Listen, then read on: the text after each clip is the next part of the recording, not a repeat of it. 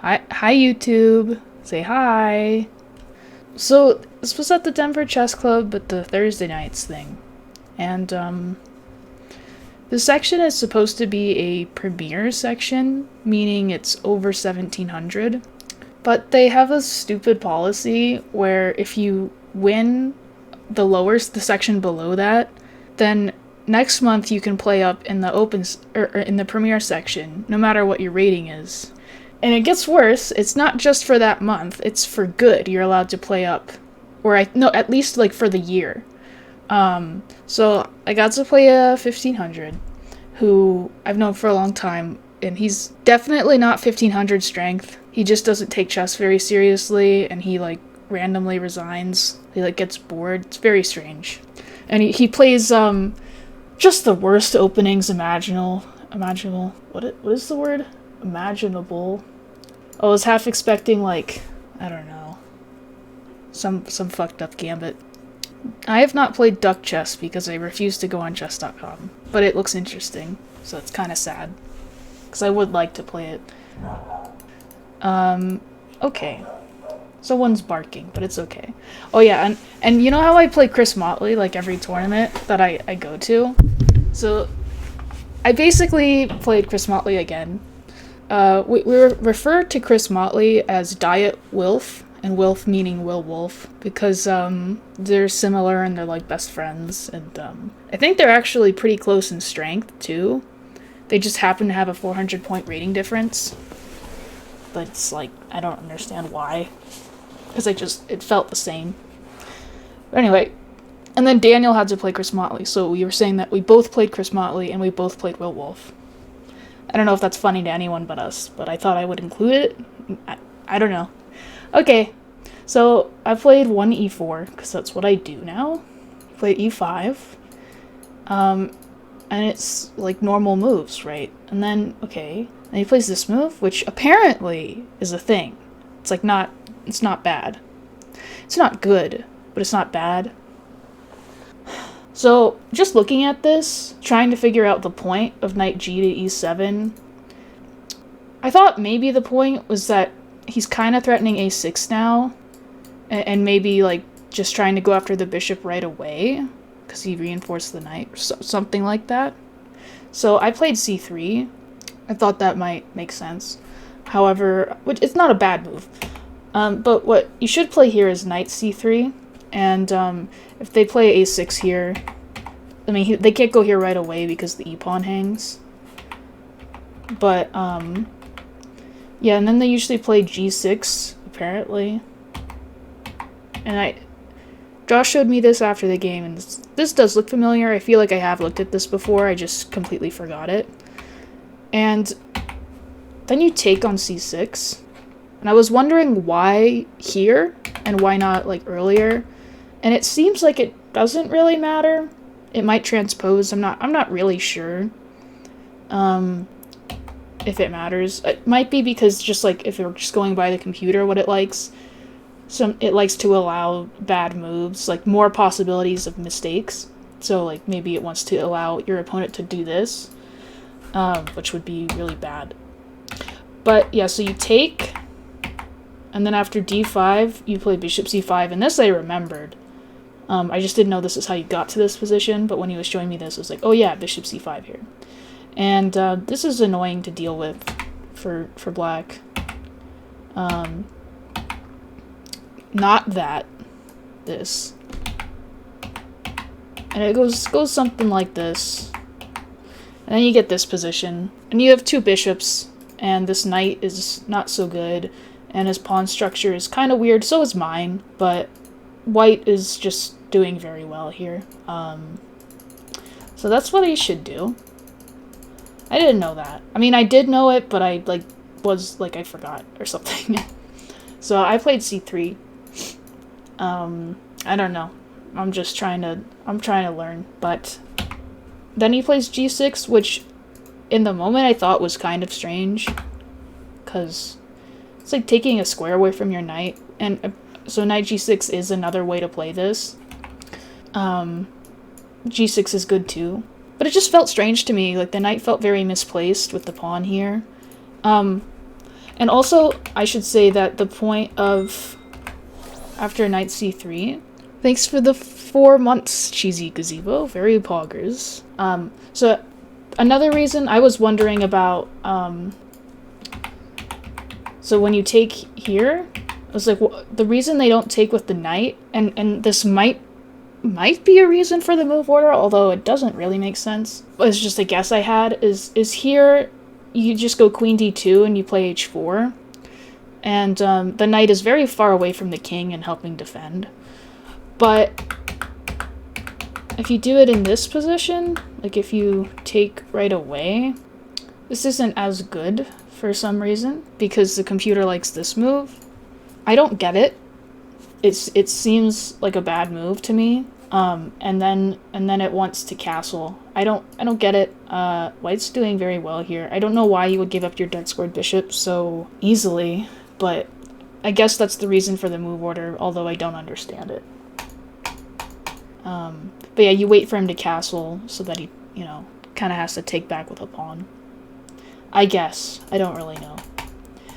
But, okay, I played c3. He played g6, and I castled. And every move now I'm kind of considering d4, because it's kind of an obvious break, especially with my pawn on c3. What I have to think about every time is he has d5. Anytime I play d4, he's going to have d5 at the end here. And I didn't really know how to evaluate this. I thought if I have to play e5, I didn't like giving his knight a square because I thought his knight was very bad. And I didn't like taking either because I just have this isolated pawn and I'm not ahead in development, so it doesn't seem that great. And I just didn't know how to evaluate this, and I didn't know what the right move here would be, and I didn't even know what to think about in order to figure that out. So I was kind of delaying playing d4 until I saw what he was doing a little better. So I castled, and I played rook e1, which is a useful move whether he breaks with f5 or d5, just so I have an open line to his e-pawn. And then he castled. And again, if I just play d4 here, this is kind of like annoying still, and this seems like what he wants me to do. This seems like the whole idea of what he's doing. So I decided not to go into that. I decided to just play d3. And kind of try and play a little bit more positionally. He played d6, and I played h3 here, which is kind of a waste of a move. For some reason, it's like what the computer likes the best. But I guess I shouldn't really be worried about bishop g4, because if he wants to give me the bishop pair, that's fine. I think I was just worried about if this happens, having my queen on f3. Well, I guess I would play knight d2, so I wouldn't have my queen on f3. But yeah, h3 is kind of a waste of a move. If he wants to do this, that's fine. I'd like him to do that. I think it was because I was thinking about developing bishops before knights. So I was like, well, before I play bishop e3, then I should play h3 or something. I don't know. I was worried about having my queen on f3 and then f5 being strong, basically. But it's fine. Just play knight d2. It's fine. But yeah, I played h3. It felt natural to me, but I guess it was a waste of time. Bishop takes h3 is not scary at any point unless I do something horribly wrong. I understand what you mean because I'm making a hook for him to attack, but his pieces aren't exactly set up in the best way to do an attack like that. Because maybe if his knight were on g6, it would be scarier or something like that, or even on f6. And had a battery already set up, something. But even then, it doesn't seem like a big deal. So he plays this h6 move. I was just not aware of this opening in Black's plan, because I thought what he was doing was strange, but I guess it's normal. So h6, bishop e3, and every move I'm just assuming he's going to be playing f5, because to me, since he played d6, f5 is his break. I don't really understand why he didn't play f5 here, or the next 3 or 4 moves. It seemed like what he should do. But he played, what did he play? Oh yeah, he played a6, I think. They were out of score sheets. Like, the only two people who didn't get score sheets that night were me and Daniel. It's kind of funny. But I somehow lost my piece of paper that I wrote my moves down on. So a6 was played at some point. I'm not entirely sure if it was right here or not. And I played bishop a4.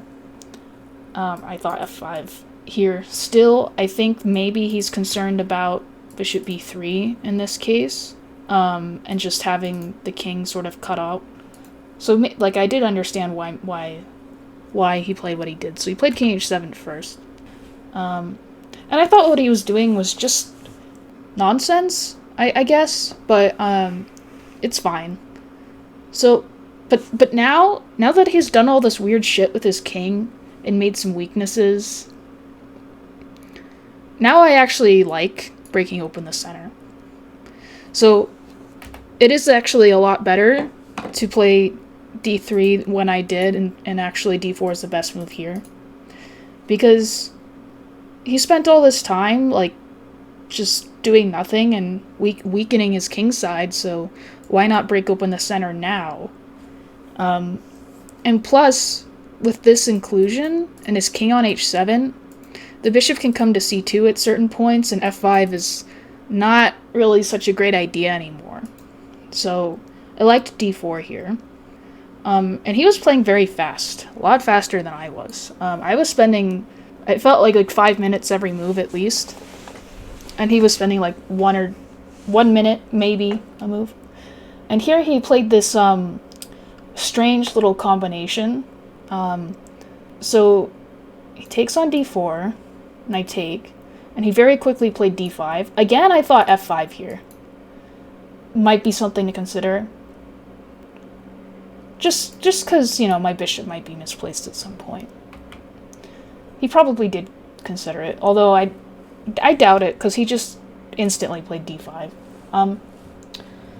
So here, again, e5 is, I guess it's what I should do, but I didn't like giving him the f5 square to put a piece on.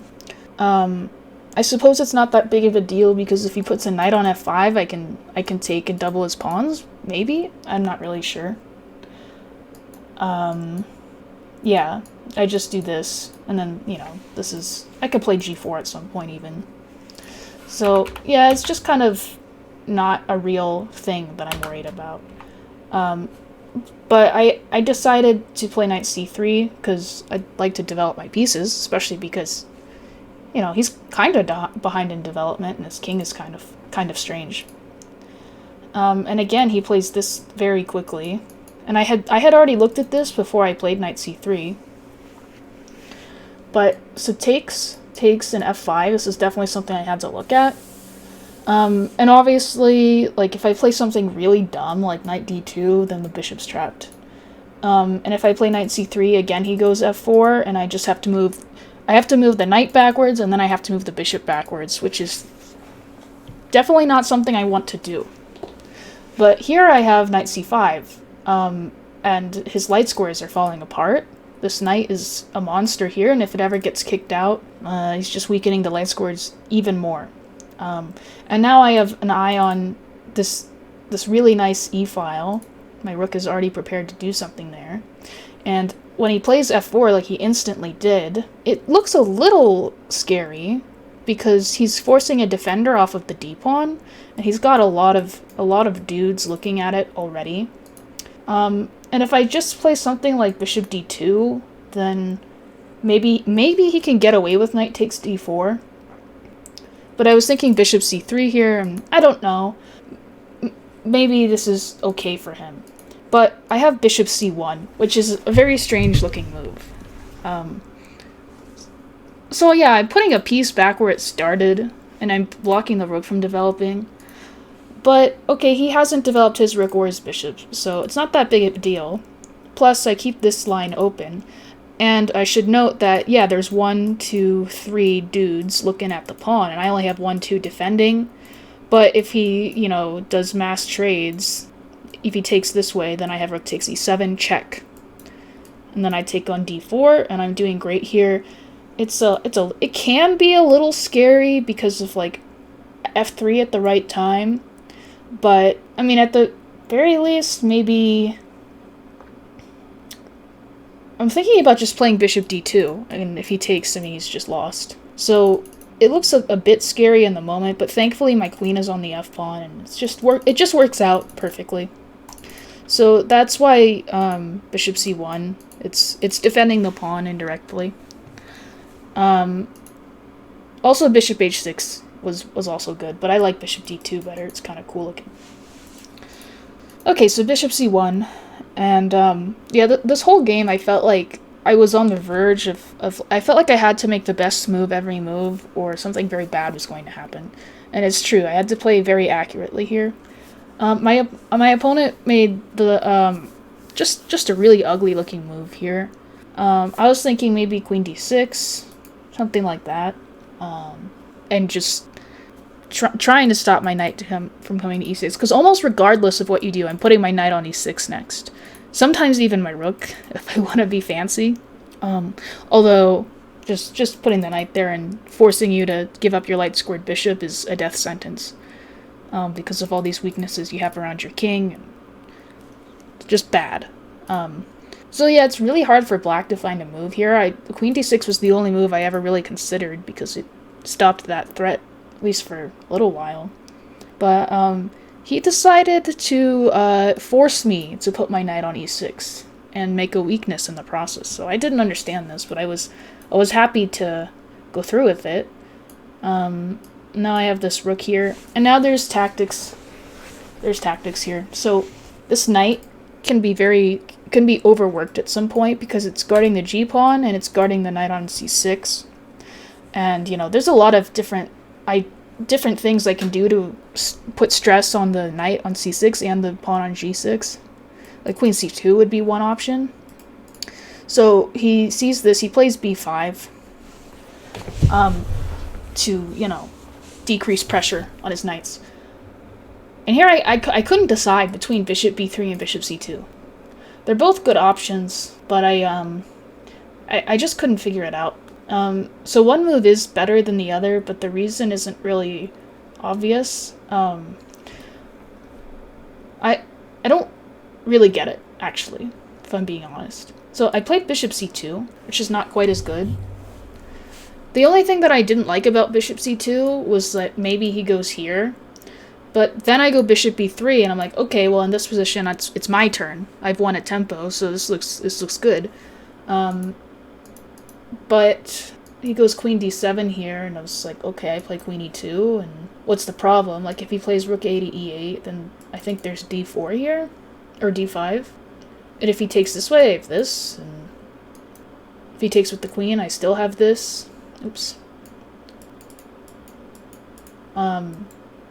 I also might have queen e4 is just very strong.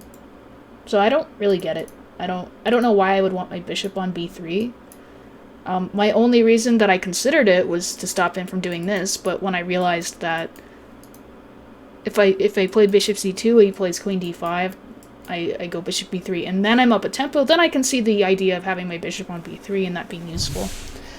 I mean, yeah, it's cutting off the king, but I also liked having the bishop on c2, because there's always these messed up ideas of knight g5 check, takes, and queen h5, because the pawn is pinned, so it can't take my queen, and if he's not careful, that could be like a winning combination at some point. It never quite worked, but I was very much hoping it would. So, okay, I play bishop c2, he goes queen d7, play queen e2, and he played a move here. I was expecting rook a to e8, and I was going to play maybe d5 there.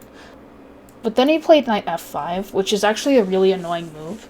Now I only have one move that wins. Otherwise, I'm actually like a little worse. And I played the best move, but it was, I don't know. It's white to play and win, I guess. I'll let the chat think about that. You can pause the video here if you're on YouTube and look at it. Rook takes g6 is always tempting because of knight h4, and this is pinned. So you do have to calculate that. Everything looks very tempting.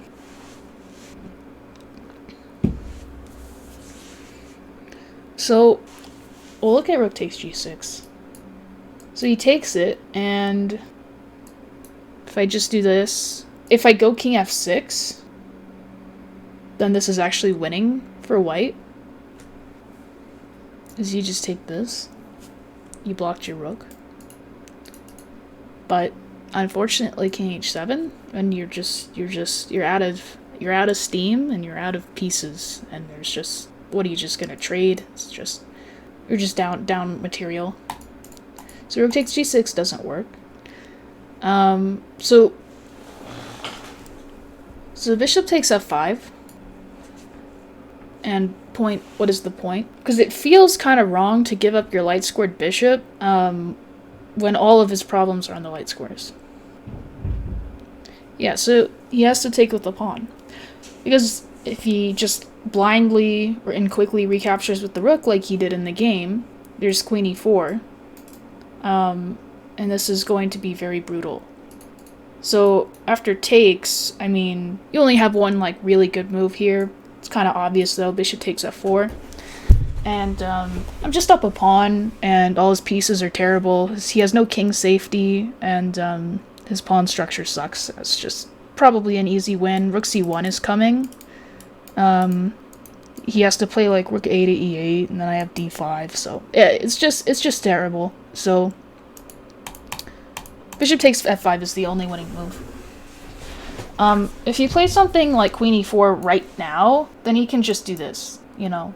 And if I take, then yeah, okay, he's not gonna take with the knight, he's gonna take with the bishop. And it just barely works out that I don't have this because of this. It's, all of the pieces seem overworked, but there's no way to take advantage of it. So in the game, so I take and he takes and I play queen e4 and he's just completely lost. I thought he would try knight d4, because, you know, I can't take this, so I have to take, and yeah, I don't know, it's just, he could try this. I mean, the problem is that I have queen e1, or queen e8, no matter what. Like, I don't even know, I'm trying to start an attack, but it's not really working. Like, if I don't play queen e8, if I do, like, if I move my queen somewhere, like, here, then queen f1 is very annoying. I mean, queen okay, I picked another move that I think is winning because I have queen g4 here. But the point is that I have to be careful, because, you know, queen f1 is very dangerous at some points. But I thought he would at least try that. What he did was not something that I ever considered. He played knight b4. And, you know, again, I can't take this because then my rook hangs. But here, I have a very brutal move. White to play here. Yeah, knight h4. And he has to do this, pretty much. And then what's your follow-up here?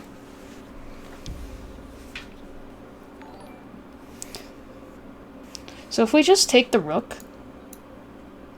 he takes this way, then this is becoming very difficult. Like, if I just have to move my queen somewhere, like, if I play queen e2, I might have f3. And he just keeps chasing my queen around like this, and if I put my queen here ever, then is this.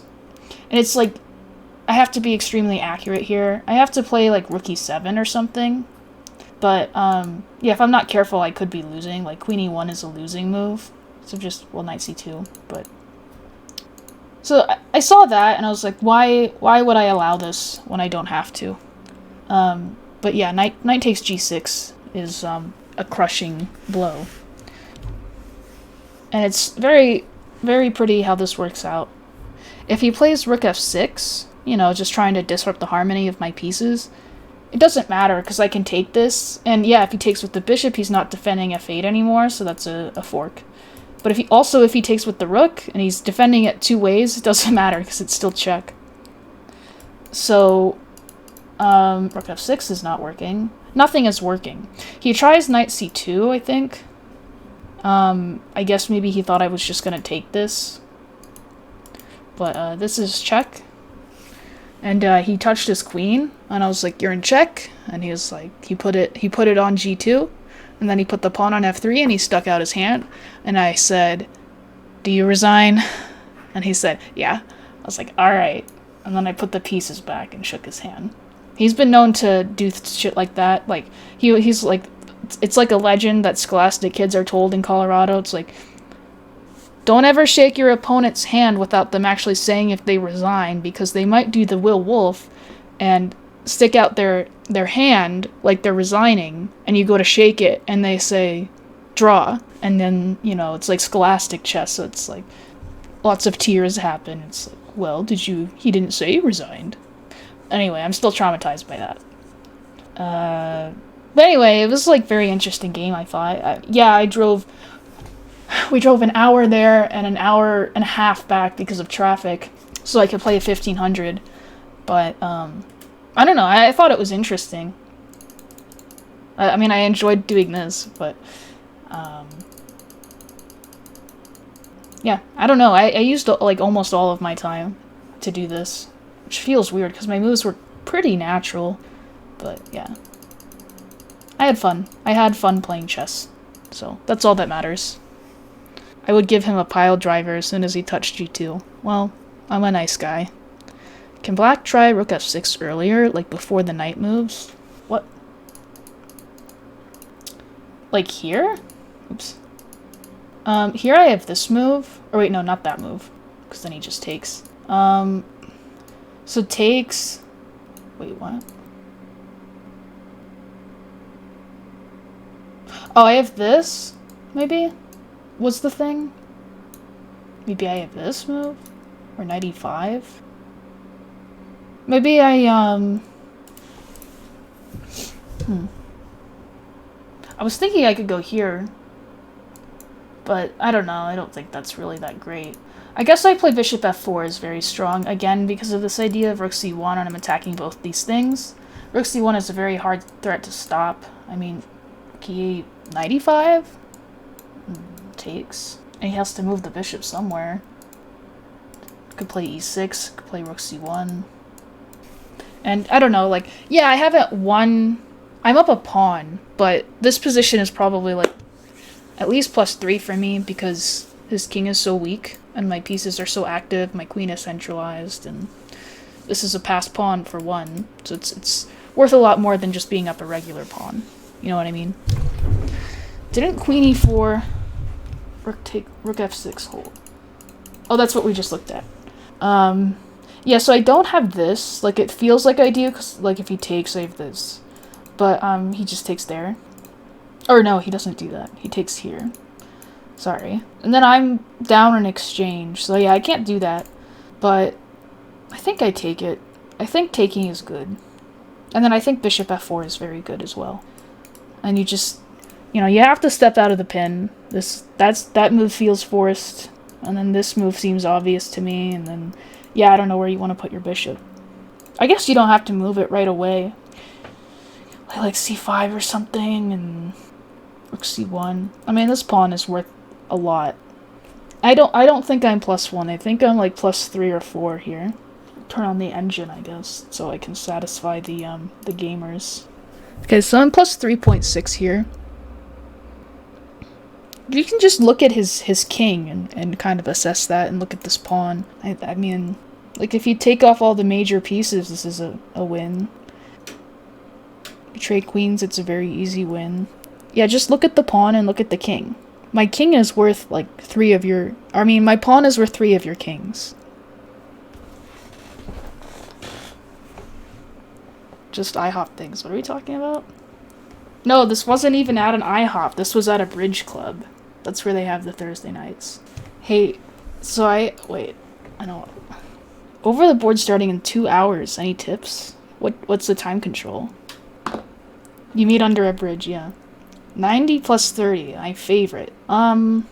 Make sure you eat something before you play, but not too soon before you play. And make sure to drink water, and don't think about meta aspects. Like, don't think about anything that isn't chess. That sounds dumb, but seriously, any sort of I don't know how to explain it. Don't be a metagamer. Yeah, you're okay. Yeah, just think about chess. Nothing else matters, especially when you're at a chessboard. It's not the end of the world if you lose. And it's much more important to play a game that you find interesting and that you can learn from rather than winning, in my opinion. So just, do your best. Good luck, have fun.